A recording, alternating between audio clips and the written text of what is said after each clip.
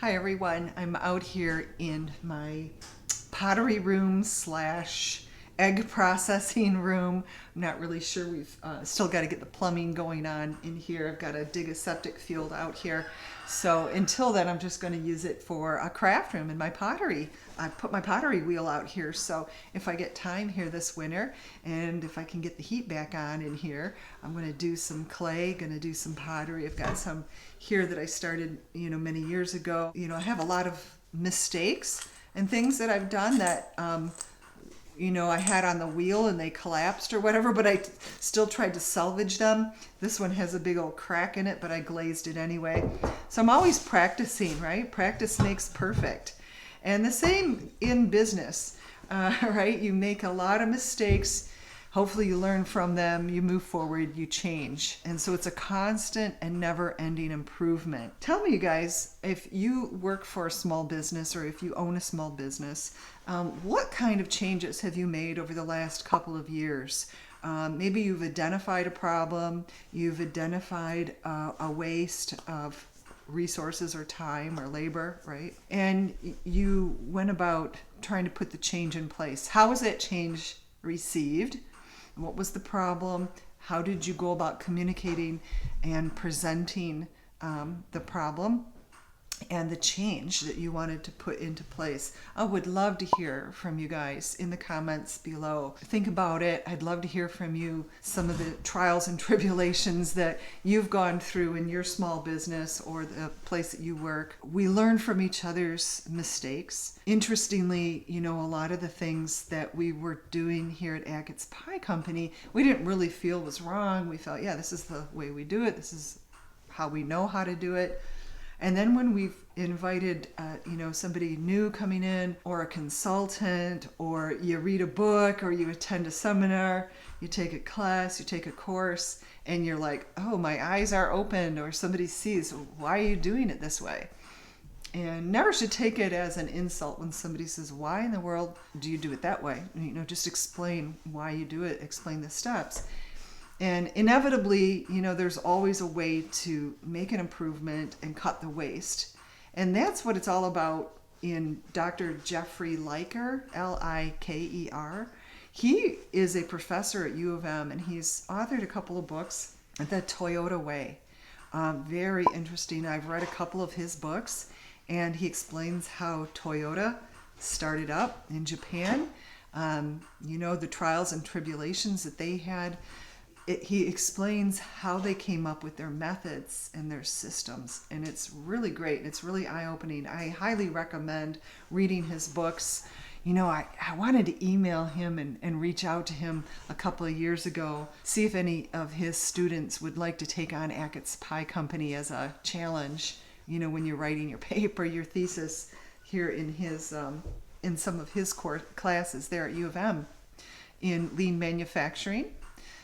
Because, man, we still need a lot of help. We still need a lot of improvements to be made. I think it would be really great to come in, fresh set of eyes, a whole, team of 3 or 4 or 5 of the students from his course. See what you can do. See what you see that we're not seeing.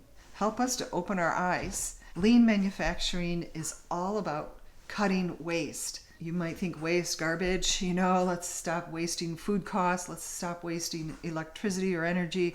But it's also about wasted movements, wasted footsteps, wasting human potential. So many times I ask myself, why are we so exhausted at the end of the day? You just feel like going home and vegetating and flopping on the couch. You shouldn't feel that way after your day of work. I'm hoping to get to the place where all of our employees can feel, exhilarated and satisfied and fulfilled that the work that they put in was of value and was done with the highest skill and the least amount of work, that we were able to get more, more for your time. That's what it's all about, right? It's not about speeding through and doing slipshod work.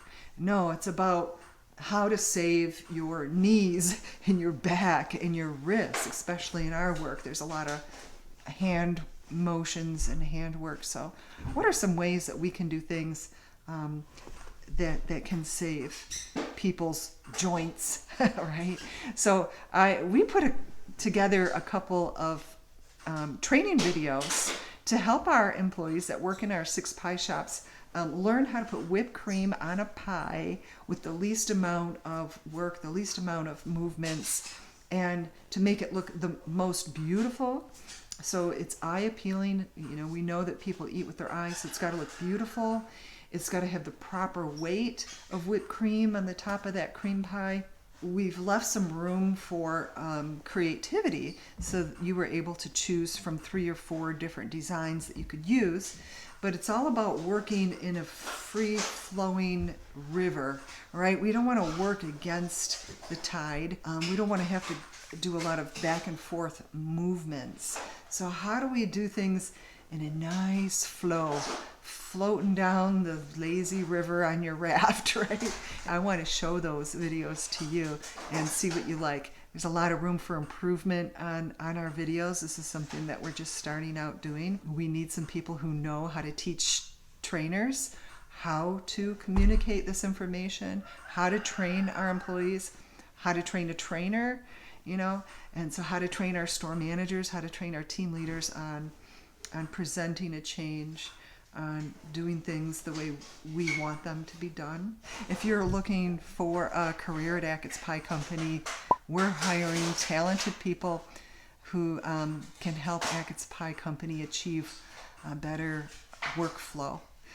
All right, you guys, I'm going to sign off because I think my dog is over there eating something. I got to get to Odin. All right, you guys, have a beautiful day. Thanks for joining me today. Love to hear your comments below. Please like and share this video and hit the subscribe button, you guys, because pretty soon we're going to be doing another free slice for all of our YouTube subscribers. All right, guys, take care. Bye-bye.